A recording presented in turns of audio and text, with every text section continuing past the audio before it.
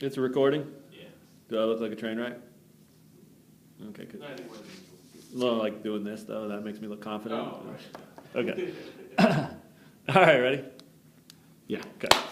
3, 2, 1. Hey, KU fans, welcome back to KU Sports Extra. Yet another episode. Tom, we're still going. I know we made a big deal out of that last week, but to be honest, a couple guys like us, just making it through 1 week, huge news. It's big news, and so far the ratings have been shockingly good. Yeah. Stick with us. They'll get better. Let's jump into the good news this week. And really, this is something that could be good news or bad news, I think.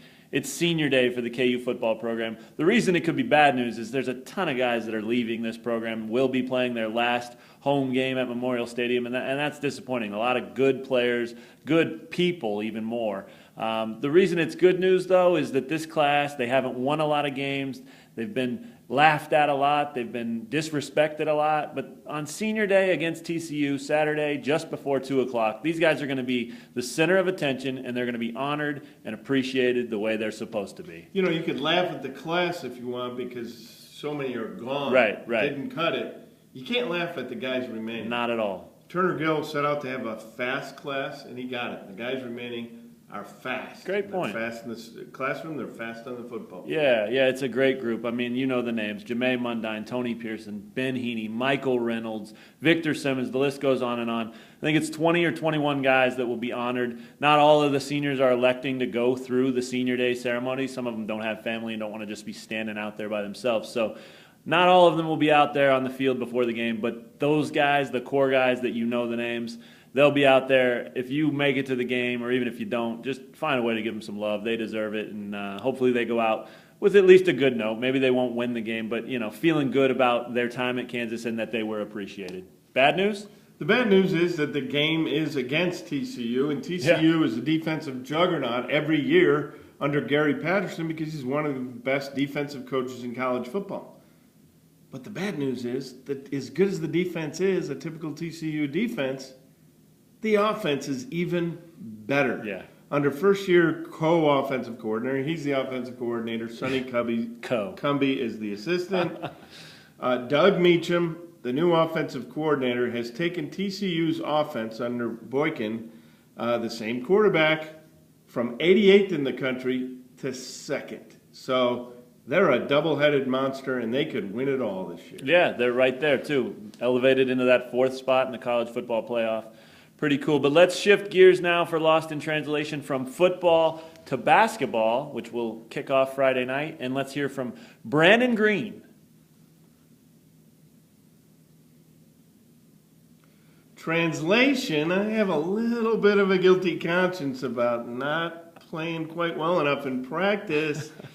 And if I continue that, that's going to hurt my playing time in games because I'm playing for a coach who believes that you play how you practice. So the way to earn playing time is to practice a little harder. So I'm going to bring a popcorn machine to practice and have it popping to fool myself into thinking it's a game. Maybe a little immaturity there, maybe still not quite getting it, but the fact that he's kind of scheming there shows maybe he's trending that way, toward getting it, right? Yeah, and that's better than not getting it. At all, right, Yeah. and just the blank face, that. Can you show us the blank face?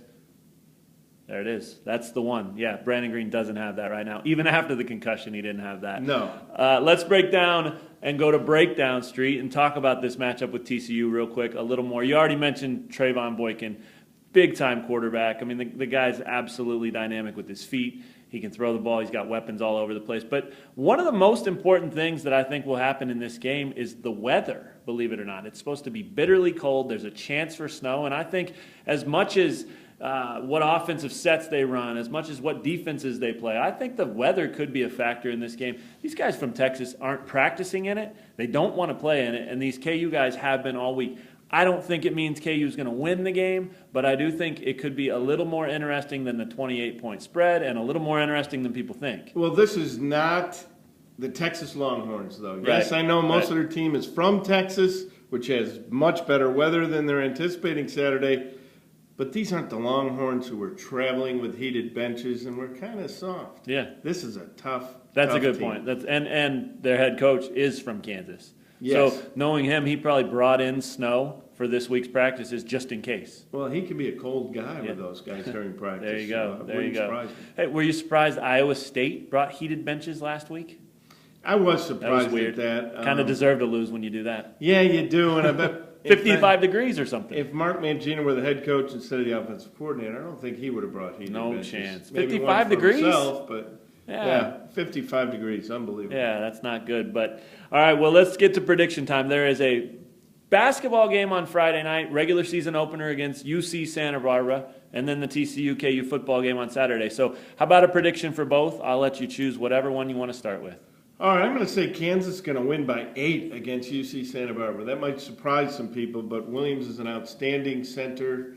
Right. I believe his father's a sheriff and his mother's a teacher, and he is a load. He's an NBA prospect who averaged 21 and 12 last year and was the Big West Conference Player of the Year. Back this year, this is a tough team they're playing. Right. And this isn't coach speak because I'm not a coach.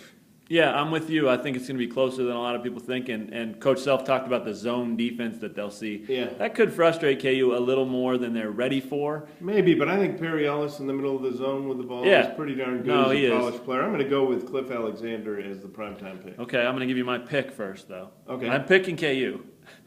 74-63, sort of along the same lines that you've Okay. got. You pick Cliff. Why?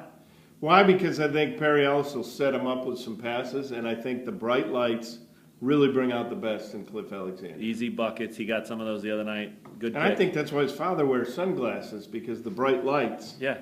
you And know. if you guys are at the game, check out Clifton Alexander.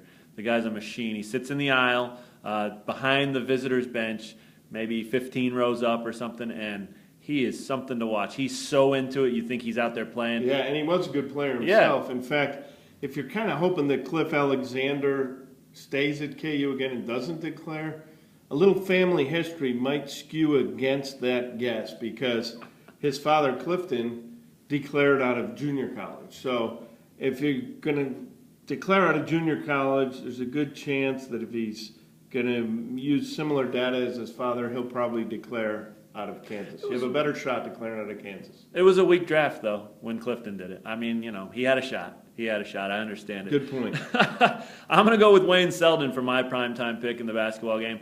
I think he's been talked about so long as the leader of this team, the guy that steps up. And if they do play a lot of zone, I could see Wayne getting hot, knocking down some outside shots, and he's going to play 30-plus minutes in this one. And I just think the fact that switch is flipped from exhibition and practice to game time when it counts for real, this is why he came back. He could have left last year. He came back. He doesn't want to lose. He doesn't want it to be close. I think Wayne Selden is my primetime pick. Let's get back to football. Pick your score for KU-TCU.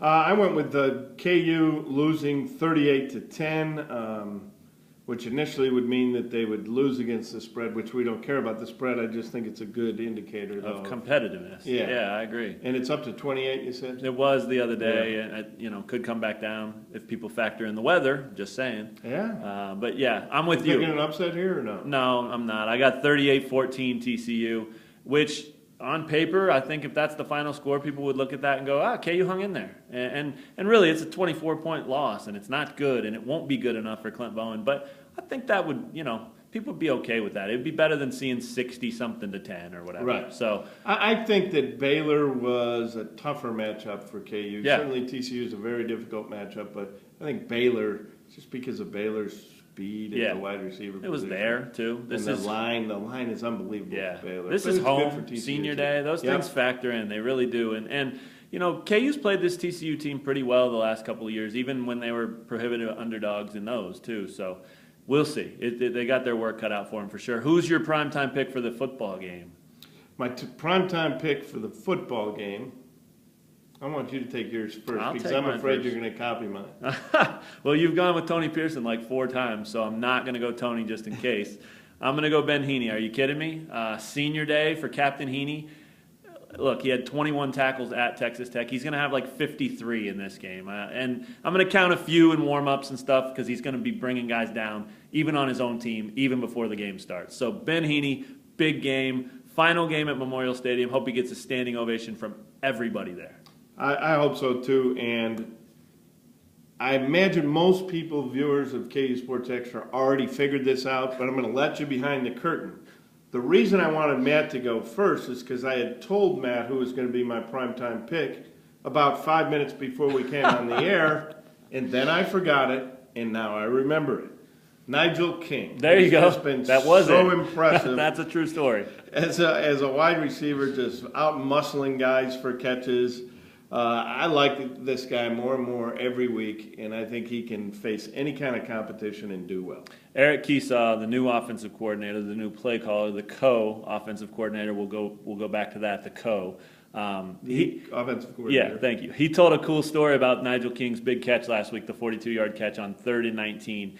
He said they had ran a similar play earlier in the game 2 or 3 times looking for a shorter pass off of it, but the same route for King. And it wasn't there, and it wasn't there, and it wasn't there. Well, then it goes to 3rd and 19, and they got to have a play, and he flat out admitted, as a play caller, you don't have a lot of plays for 3rd and 19. Especially with the line that's... Right. So he looks over to the bench, and Nigel King says, "Coach, call it." And Keesaw looks at his sheet and says, "I got nothing better. Sure. Okay, run it, guys."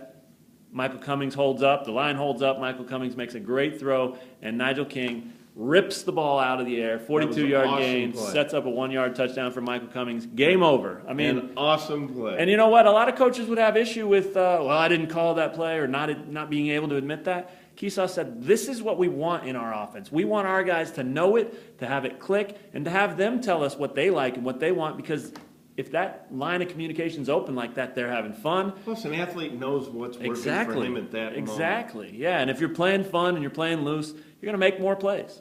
Yeah, and So- that was a great illustration. And I like the fact that Keesaw came out, just like you said, and he admitted that. Very, very cool story. So Ben Heaney, Nigel King, 2 good picks, 2 good players.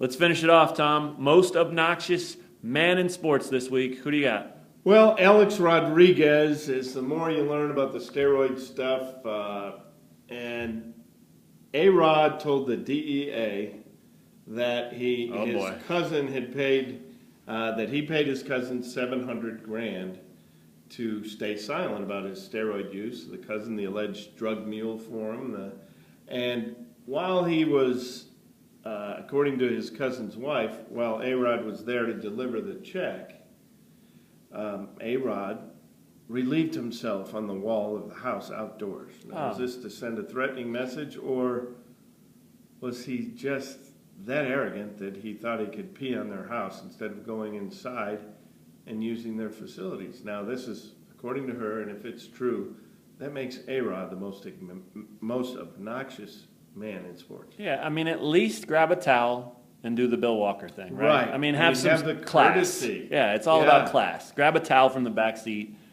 do that. I mean, that's yeah, I mean, embarrassing. So how many thousands didn't see right. Bill Walker doing what this cousin's wife claims to have seen A-Rod do? A-Rod. I'm sure everybody listening, watching, is shocked to hear that about A-Rod. Such a good guy. Jeez, obnoxious. I agree with you. Mine is from the National Basketball Association, and it really is a group of people, because evidently some people had some issue with a pregame, postgame, I'm not sure which one it was, but a handshake between Cleveland Cavaliers players Kyrie Irving and Kevin Love. Look, these guys are excited to be playing together. They're having fun, and apparently they did some handshake, and then at the end did what they call is twisting their mustache. Whatever. I'm not saying it's cool. I'm just saying that's what they say it was. Well, some people took issue and thought it was a sign that they were smoking marijuana. And Kyrie Irving says, come on, man. This is a cool handshake. It's something we came up with. Yeah. We're not doing anything illegal. We wouldn't do that. It's our mustache twist, and we're sticking to that, and we're going to keep doing it. So obnoxious for people to be annoyed by that, and Yeah. good for those guys for saying, nothing's wrong with it. We're going to keep doing it, and a little twist for you. So Let's face it, if I could grow facial hair, I'd have a mustache myself, and I'd probably twist it. all day, probably. Yeah, just to and keep that focus for you. Right, and I would have had it since the 70s, and I would have looked like a lot of famous actors. Tom Selleck. Others. All right, we'll leave it on that note. The Tom Selleck stash is always a good place to end. Big time atmosphere for KU Sports, though, this week. Basketball Friday night against UC Santa Barbara at the Fieldhouse. Football just a few hours later on Saturday. We'll be there for both. Yes, we will, and as long as you mentioned Tom Selleck, I once worked on a movie that Tom Selleck was in. I was at the National Sports Daily. It folded. My brother's relative, in-law,